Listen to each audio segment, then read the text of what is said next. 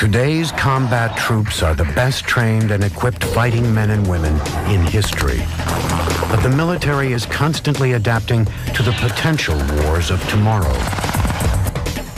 At research labs and military installations around the world, the technology, training, and tactics of tomorrow are being tested today. This is an inside look at the 21st century warfighter.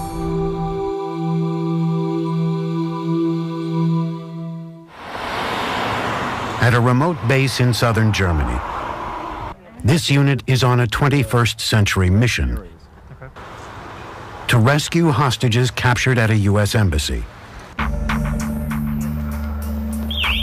Get down, get down, get down, play more! Stay down, keep your head down.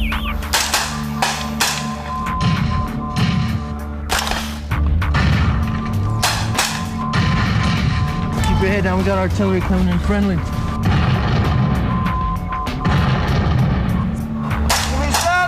Heavens up! Move out! But this is no uncoordinated romp in the woods. Every step they take, every action is monitored and recorded on a sophisticated electronic network.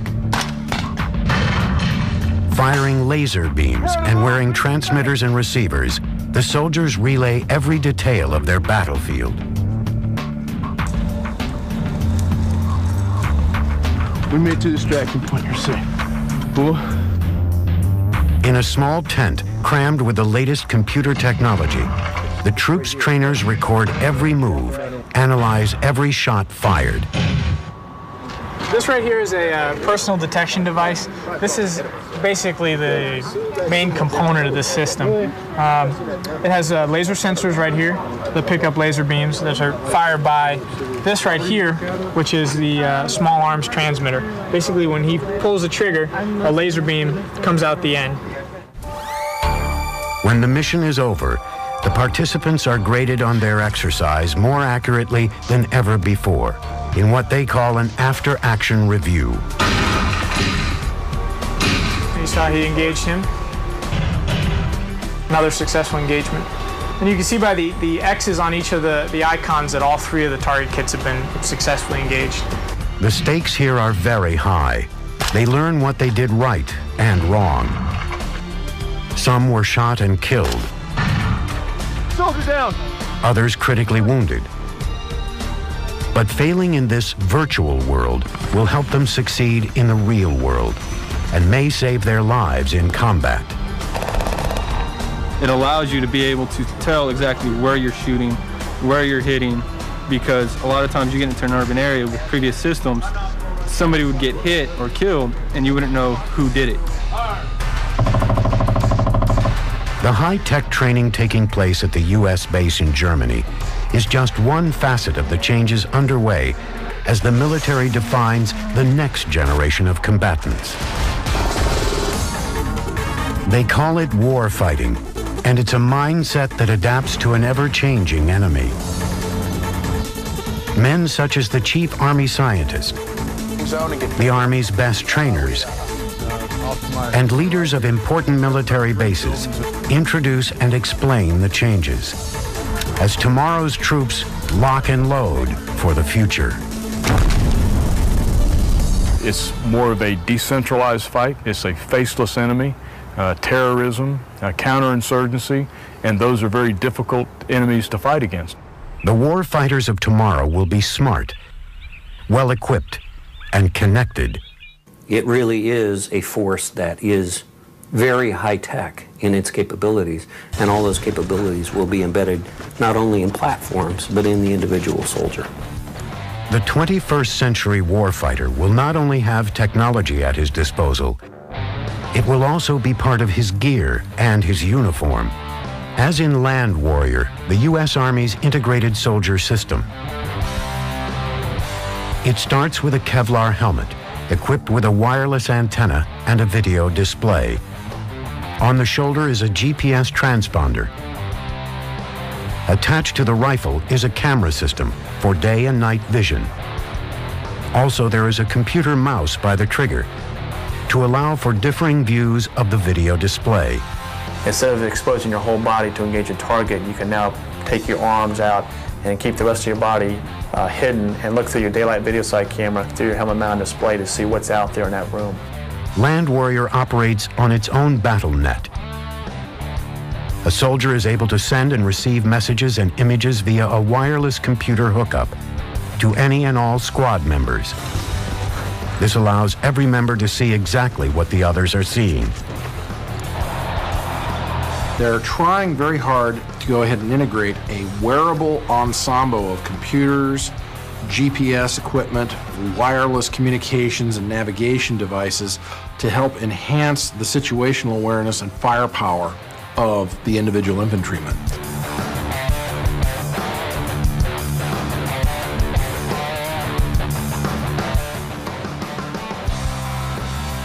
To reach these goals, the armed forces have reorganized their infrastructure, upgrading critical training centers to go with the new technology.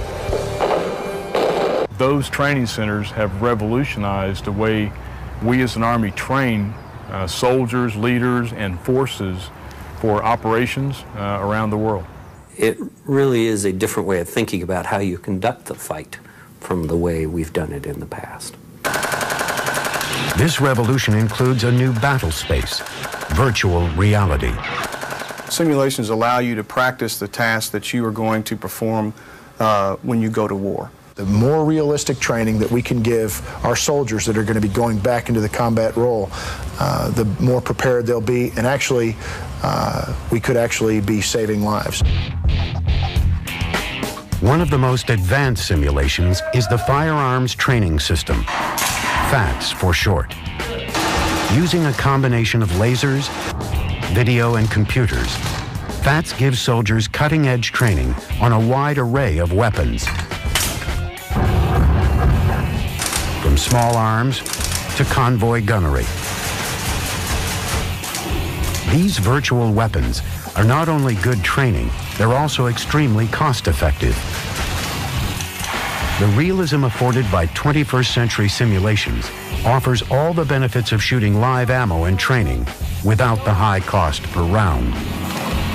It may look like a video game, but these games can mean the difference between life and death. Games are pretty powerful training medium. That is something that we're starting to pioneer on behalf of the Army. All this combines to make the 21st century warfighter a more effective fighting unit, better trained, better equipped, and better prepared for the uncertainties and challenges that lie ahead. 3, 2, my position for about. The full might of modern warfare first appeared in Operation Desert Storm, as massive and amazingly accurate payloads were unleashed on an unsuspecting enemy. Through images beamed into the world's living rooms, Desert Storm showed the technology and tactics adapted to it could defeat large armies and defend friendly forces against enemy attack. Overseen by a mammoth technological umbrella, coalition troops raced across the sands of Kuwait and Iraq.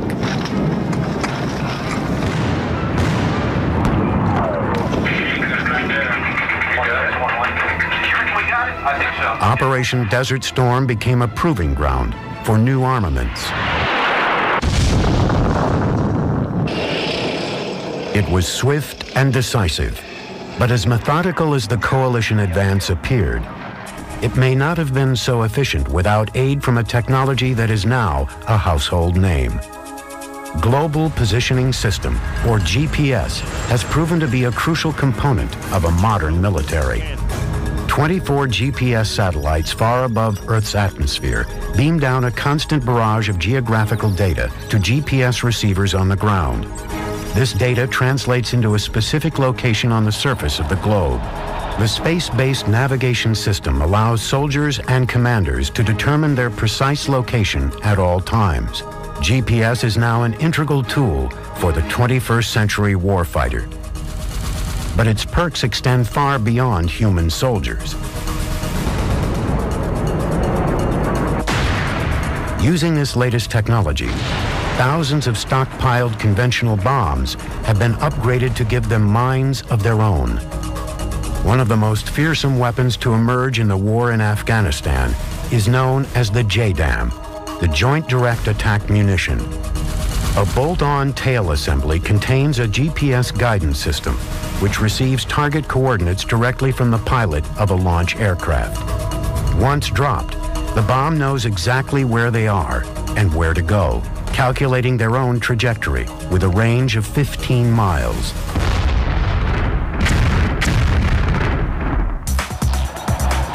But no technology has yet been devised that can eliminate the need for the warfighter on the ground, the warrior in harm's way.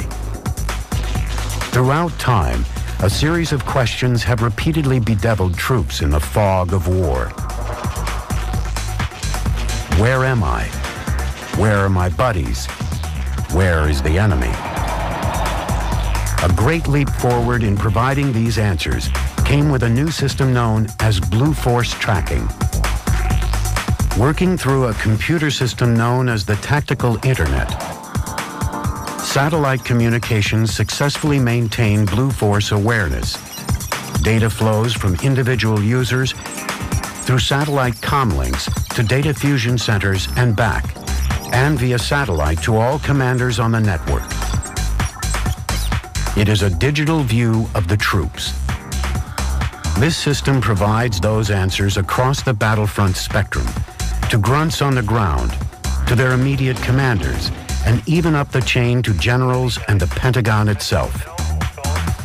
Using the latest up-to-date data available, it can be started at the very beginning stages in the planning of an operation.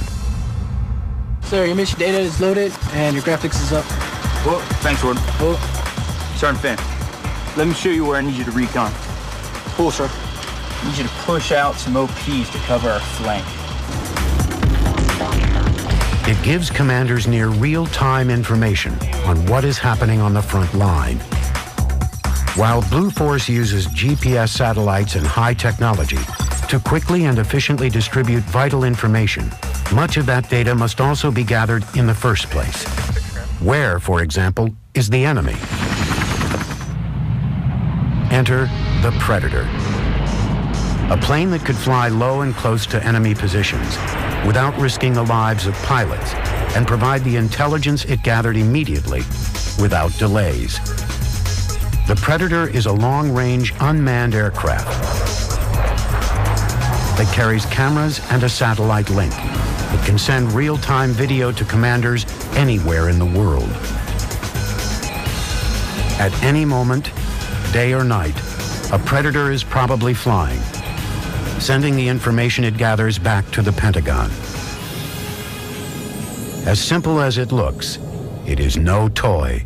Predator's a marvel. It's an amazing aircraft. It's not a toy. It's not a remote control toy as some people think. We offer real-time video down to the troop commanders. That's never been done before. Besides being the eyes of the warrior, we are an information system that he has never had access to before that allows him to make better decisions.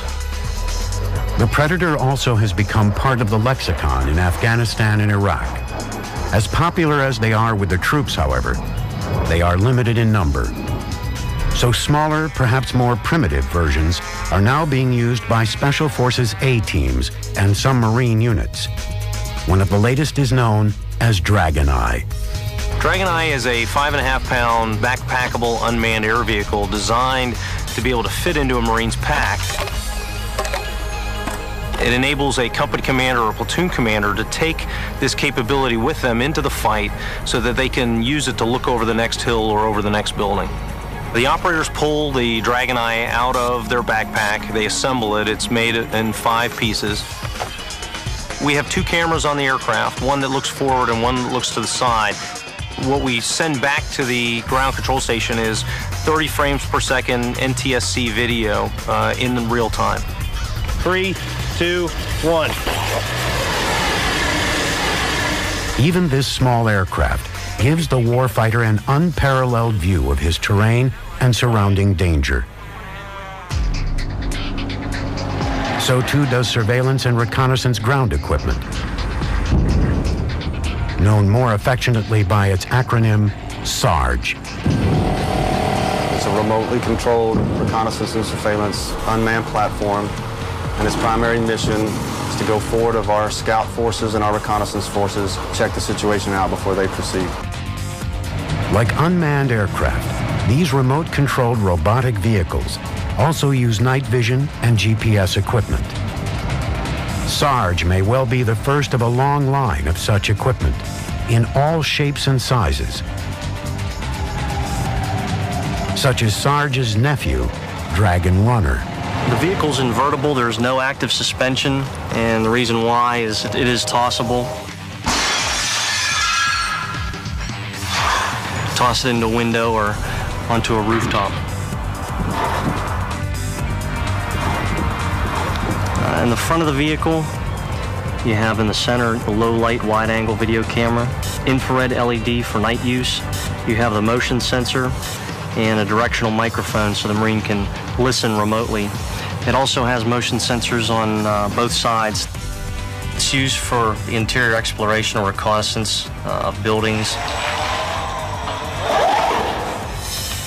If Marines were inside a building and they needed to get situational awareness of what was outside a building, you could easily throw it from a second-story building or window and drive it on away.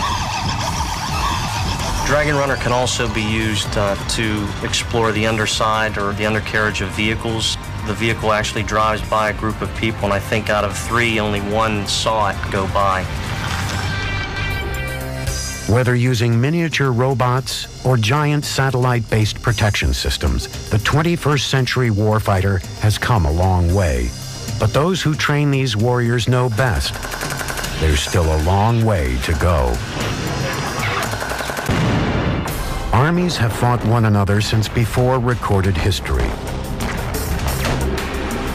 Young men have been sent into harm's way as generals planned, plotted, and ordered the assaults. For the ground troops, training often amounted to no more than being taught how to use a rifle. For the individual soldier, forcing his way through the mud and the blood, the best arsenal he had consisted of his weapon and his boots. But much has changed. Today's forces are not your grandfather's army.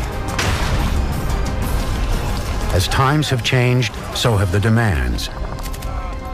To better prepare the average soldier and to better equip him for new types of battles and enemies. For the duration of the Cold War, from the 1950s to the turn of the century, America prepared to fight a massive conventional war, most probably in Europe and most likely against the Soviet Union. But today's and tomorrow's battlefields are far more likely to be in rugged mountains and valleys, or the back streets of a distant city. We're not doing large formations, mechanized fights at the Combat Maneuver Training Center because that's not what units will experience when they go into Afghanistan, Iraq, and the Balkans. Unlike battles of the past, war today can break out anywhere, anytime. Today we have many threats around the world, and it's uncertain where the action might be next year or the year after next. And we have to be prepared to move into theater quickly and respond quickly. They now need specialized training, customized to the enemy, his tactics, and the environment in which they will meet. Some of the most critical training for the wars in Iraq and Afghanistan is being conducted at U.S. bases in southern Germany. The training here is especially important because the location is only hours away from where these troops will deploy. For many soldiers, it's their last stop before being sent into a combat zone. As the operations group commander here, Colonel Davis is responsible for all combat maneuver training. As we look into Afghanistan and Iraq, obviously the threats are different. We obviously replicate the insurgent activity that is present in the theater. They are training to look for suspicious activity in an urban setting and how to subdue a suspect if needed. Learning to control a crowd in this hostile environment is a critical skill. They learn how to deal with the worst of the enemy's new methods. Some of the activities that we really focus on here is improvised explosive devices or killing soldiers. We weave in that element within the complex environment of the rotation so they experience those kinds of activities during the rotation. They do occur with enough repetition that the units can develop tactics, techniques, and procedures to defeat these kinds of threats. Sniper activities within urban areas like the ones we're standing in right here, ambushes, going to and from urban centers, and also logistics convoys. That these kinds of threats are a daily occurrence in Afghanistan and Iraq. So we have to replicate those kinds of threats in this environment, in the training environment, once the unit's here to train. The wars in Afghanistan and Iraq have taught them how much they must change and what the 21st century warfighter must learn. They keep close tabs on every new development in the war zones so they can get it right. We sent our planners to Afghanistan into the area that they're going to operate so we could get with the units that are down there now, see what right looks like, and then we go through a process of exercise design, exercise development, script writers that provide the orders and those types of things that really provide the structure of the rotation. And our measure of effectiveness of whether or not we're doing our job is when we talk to that unit in Afghanistan and they say that the exact same things they trained on here at the Combat Maneuver Training Center are the things that they're experiencing in Afghanistan, and that we had it right. The new warfighters have a long list of training tools, from traditional firing lines to new computerized simulators that put them virtually in the center of the action they will later face. More and more bases in the Army are being utilized, some with unusual benefits. In the wilds of Wyoming, Camp Guernsey offers mirror images of distant hot spots. Training space is at a premium, and one of the things that customers come to Camp Guernsey for is the terrain that we offer. We replicate Afghanistan, northern Iraq, Bosnia. We have a lot of diverse terrain, and customers come here because of that. We've got the simulations building that offers a lot of the latest technologies in simulations for individual weapons training. We've got the modified record of fire range, which is a computerized pop-up target range for individual weapon qualification. We've got the convoy live fire range that we've recently installed. One of the things we're working on for the future is a MOUT site, military operations in urban terrain. It's basically a town that soldiers can go in and train in urban combat, because that is one of the most dangerous and complex training or real-world situations that a soldier has to go through. Certainly there's no substitute for on-the-ground training, no substitute for putting real bullets down range.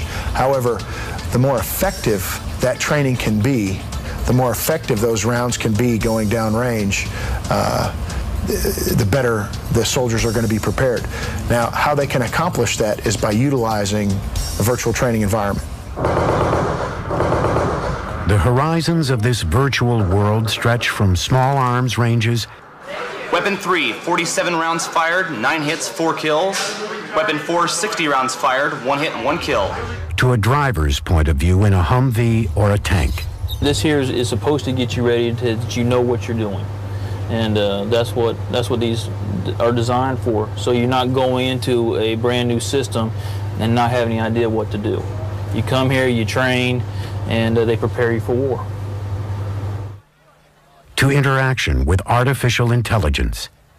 What happened here? That is a tool. There was an accident, sir. That allows a soldier to act with a set of virtual humans in a complex environment and react as he would normally react, make decisions, and then get feedback from the avatars, that is the synthetic humans in the environment, responding to his actions, to his decisions. Sergeant, send 2 squads forward. Sir, that is a bad idea. We shouldn't split our forces. And it uses speech recognition and speech generation technology so he can interact with them just like he would with a real human. The keys there are that it uses realistic graphics and artificial intelligence to drive the behavior of the avatars in the simulation so that they make reasonable decisions and can provide feedback on the reasons for their decisions. One of the most critical aspects of training for the 21st century warfighter is learning how to deal with attacks on convoys, especially in urban environments where U.S. troops are frequently ambushed and roadside bombs are commonplace. Military trainers hope to turn the tables. In their simulators, with the aid of 21st century technology, troops can prepare for and learn to protect themselves against these terrorist acts. One of the latest training techniques is to use one of the younger generation's favorite pastimes, computer games. But the soldiers quickly learn that these games are deadly serious. The life of a soldier is unique.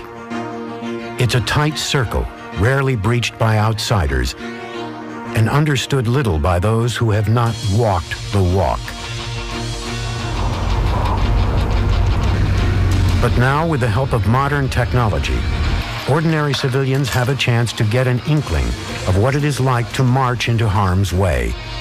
These are computer game developers who were tasked with creating a game representing the U.S. Army. That game is simply called America's Army. They have come to Camp Guernsey in Wyoming to get a better understanding of life as a war fighter. When America's Army decided to create the new game, we went outside and tried to get some of the brightest minds in the industry to try to create a very realistic game that would be able to take the United States Army's message and present that in a very realistic first-person shooter game to the American public. Roger that. The designers pride themselves in particular on the authenticity of the game. We are the first game that is the Army talking about itself. You know, we're not Hollywood talking about the Army. We're not some game company who has some idea about what the Army is. You know, we are now, the Army describing itself. America's Army was first seen on the internet, where it quickly gained enormous popularity as downloadable software. America's Army is extremely popular. Right now we have about 4.7 million registered users.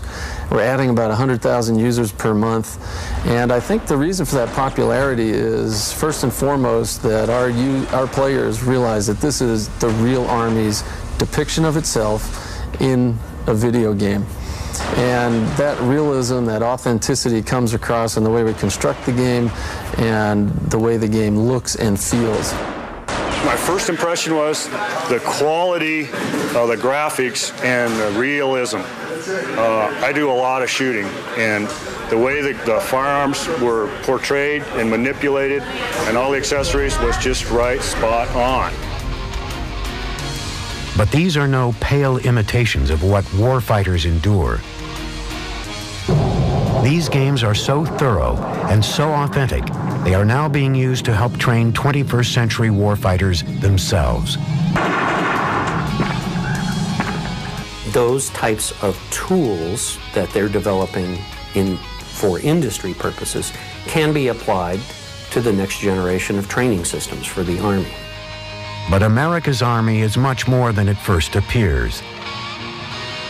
America's Army is a powerful military action game technology that the Army's using for public communication about its values and and the ethos of the organization, and now extending into other applications for training, mission rehearsal, and weapons modeling.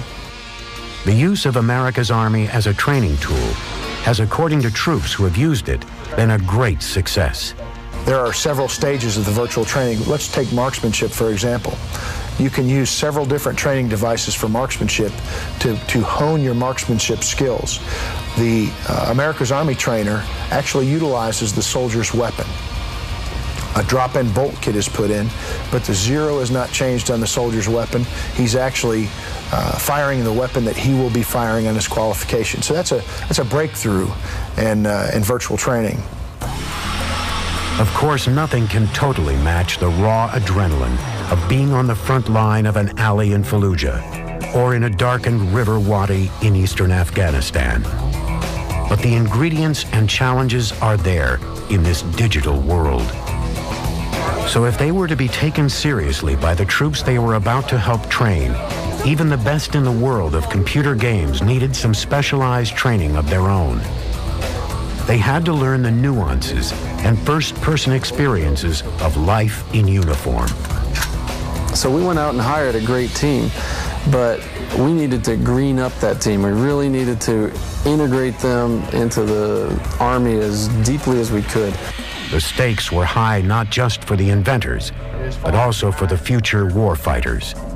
What is so important about what our developers are doing with the game is that they are actually impacting how soldiers will train, how they prepare for the combat role. And that's a byproduct of great integration of our development team into the Army, the very fabric of the Army. And we bring those developers in and we task them to create a very realistic game, very realistic products, because we have to have realism in training. Otherwise, it's not training. And it's not going to be as effective as we want it to be. For the majority of computer whiz kids, they're starting from scratch. The frame of reference that a lot of these developers have is not from the military. It's from the movies. It's from what they see on TV. So that's not the message particularly that we want to send. So what we do is we do these greening up events. Then I'll give you a little brief on what we're going to do with you today and tomorrow to help you get the Army experience. Our intent is to get you the experience you need to go back and do your jobs. We put them into an Army environment. We try to put them in front of as many of the actual weapon systems and different platforms that they will replicate in the game, and we want them to be immersed into that experience. The only way they're going to be able to do that is by actually coming and participating in these events themselves. Put that rifle right in the crook of your shoulder. Put that post right in the center of the target. Okay, go ahead and put it in. Okay, now you're locked and loaded. All right, I don't need to charge. They may be developing training and techniques for 21st century warriors, but they start with age-old commands. And squeeze the trigger. Good. If we're out here holding the weapons ourselves, actually firing them, feeling the recoil, getting a sense of what that means, you know, the much better chance we have of getting that right in the game. The developers are having a great experience. They're having a lot of fun. As a matter of fact, most of the developers consider the green up events a bonus and a benefit to the job of working for the America's Army project. And I want it to be fun for them. You know, they're gonna come here. They're gonna be able to experience the different weapon systems. They're gonna be able to go on convoy operations, flying helicopters. I mean, it's a great experience for them, and it is a lot of fun. To make the America's Army game authentic and relevant, the developers had to learn about the biggest dangers facing real troops on the ground. Of particular concern are ambushes and improvised explosive devices, known as IEDs. One of the tasks that the developers were really interested in getting involved in is convoy operations. We've tasked them to create a convoy simulator to simulate an ambush or improvised explosive device attack on a convoy. But the Army did not stop at the drawing board. They took them out on the road to the type of environment where it could really occur. So today, we put the developers in a convoy. It was a 7-vehicle convoy that was actually ambushed by some opposing forces. They actually went through the ambush, they returned some fire and were able to get out of the kill zone. They actually saw what it was like to feel helpless in that kind of scenario, and they got a lot out of it.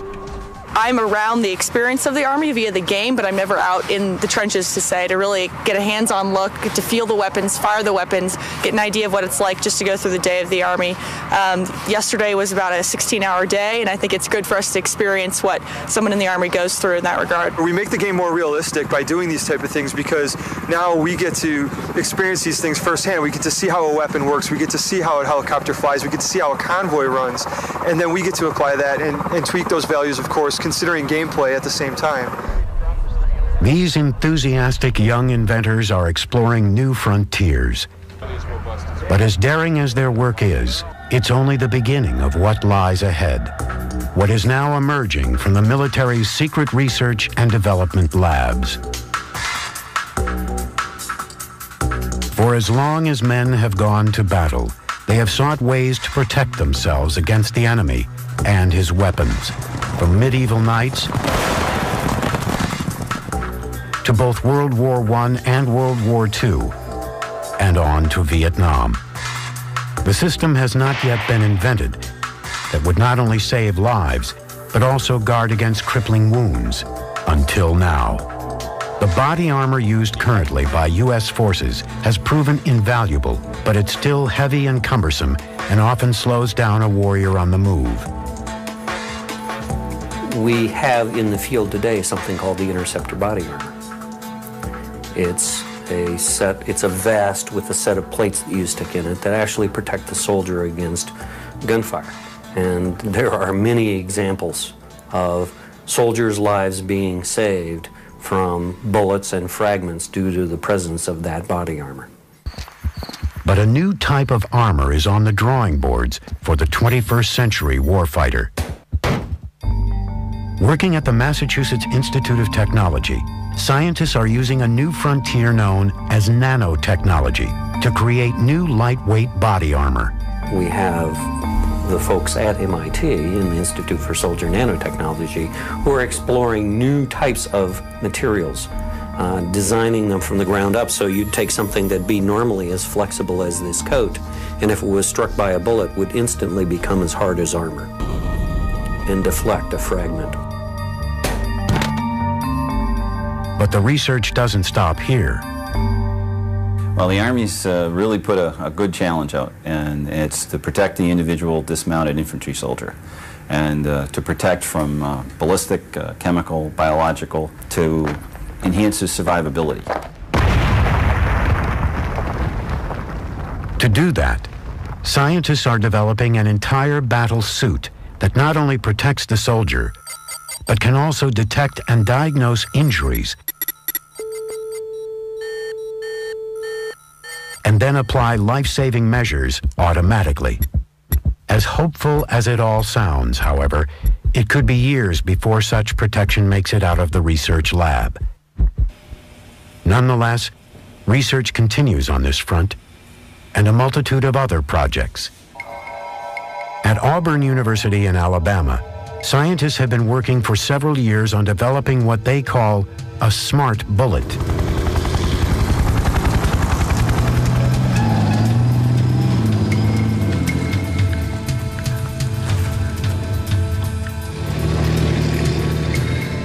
The new bullet would be unaffected by wind and gravity and will automatically follow a moving target. It will allow an infantryman to identify a target with a laser beam, and the bullet will hone in on the reflection. While a sniper takes up his position, his spotter will identify the target.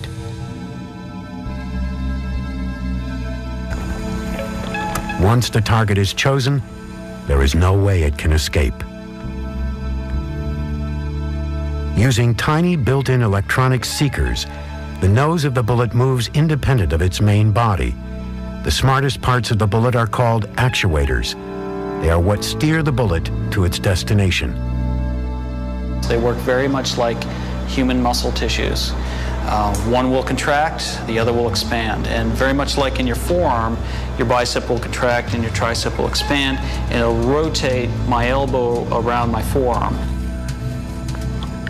Same thing happens in the guided bullet. One piezoelectric element will expand, the other will contract and rotate the nose around a pivot to follow the target. This will increase a smart bullet's range to twice that of a conventional cartridge. No longer would you need huge magazines of rounds to carry around. Just one or two would do the job. In the case of a smart armor-piercing bullet, a guaranteed hit from a single shot to a tank's magazine is all it would take.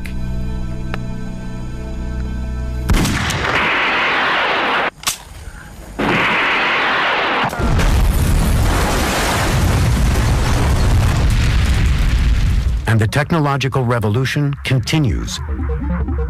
Edwards Air Force Base. It is the home of the Air Force's Flight Testing Center, where they have long pushed the limits of fighter technology. Centered on a huge dried-up lake, this is where virtually every experimental U.S. plane first flies. Powerful and increasingly compact computers, along with new propulsion technology, are leading to greater and greater advances in unmanned fighter design. This is the X-36, the next step on the road to a pilotless fighter plane, flown by a virtual pilot. We created a virtual cockpit. The virtual cockpit has a flight quality control stick with damping and force feel in it. We have throttle, and all have feel identical to what you'd have in a real manned airplane. The virtual pilot on the ground uses a television camera. Whatever the X-36 sees, I see on that monitor. Everything that you'd need in a real flying airplane.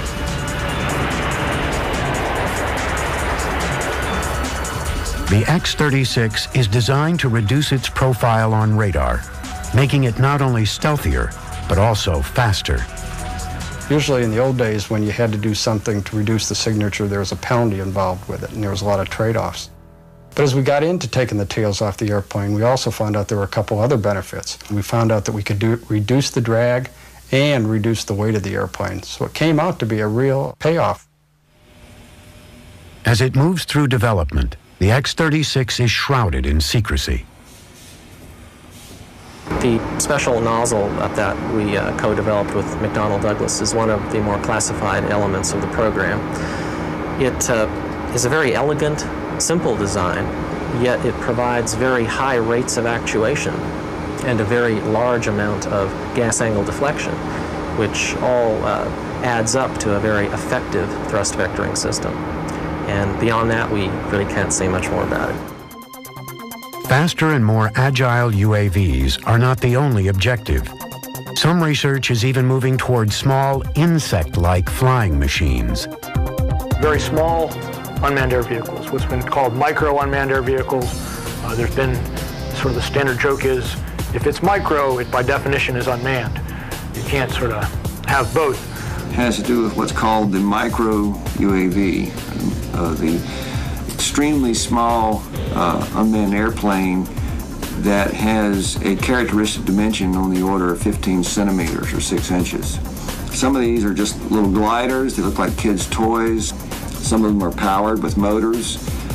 Basically, we're trying different concepts right now to see what makes sense from the aerodynamics and structure standpoint.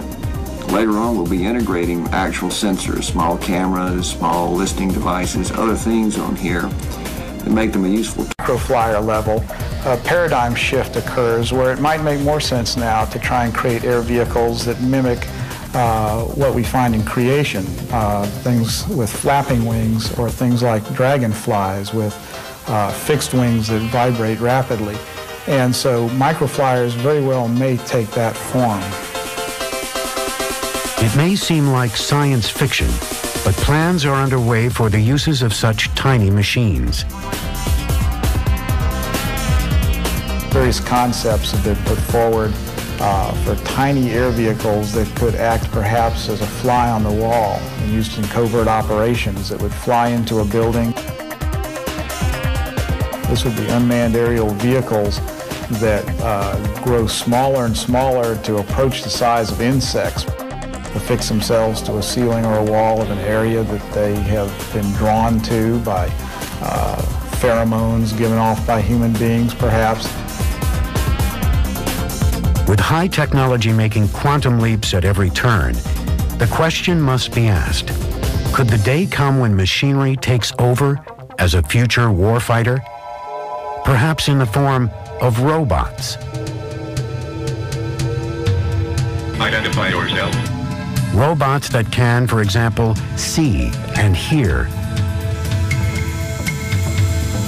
They come in all shapes and sizes. Some look a lot like battle tanks. Others like farm machinery. Even like trash compactors. But they are all robots. In a future war, they could all be smart enough to fight each other for us. At the Space and Naval Warfare Center in San Diego, design engineers have wired up robotic eyes that can spot a moving human and decide that it is different to branches of a tree waving in the breeze. It is still being perfected. You basically have to walk before you run. There's a lot of issues that we have not yet solved that I think need to be solved first before we start making these things even smarter. Already, there are robots that can pack a paintball gun and engage in battle with other robots. These demonstrations are staged to make the point that a GI robot might eventually be possible. The real thing is, of course, more than a decade away. The primary purpose in robotics is to take the soldier out of harm's way. And in saying that, I mean areas of hazardous conditions, which might be a biological condition or a chemical or nuclear condition. So we're looking at robotic applications for those things and also for wartime weapons carrying capabilities. Creating a weapon with enough brains to be a true warfighter will be a formidable challenge. Sophisticated tools, some beyond imagination a few years ago, are being implemented for the 21st century warfighter. The new generation of warriors will have the newest generation of computers and equipment at their service. And I see simulations growing to a point where sometime in the future, these simulations will be embedded in the command and control systems that we currently have, and that we'll be able to train as we fight, while we're fighting, before, during, and after the fight, in a very high degree of fidelity. It's the soldier that's the most important thing in this day and age and in this conflict. It's not the M1 tank, and it's not the Bradley or the Stryker fighting vehicle or the Apache helicopter. It's the soldier, and everything that we do needs to enable the soldier to conduct his mission, gain intelligence, paint the right picture so that leaders can make decisions.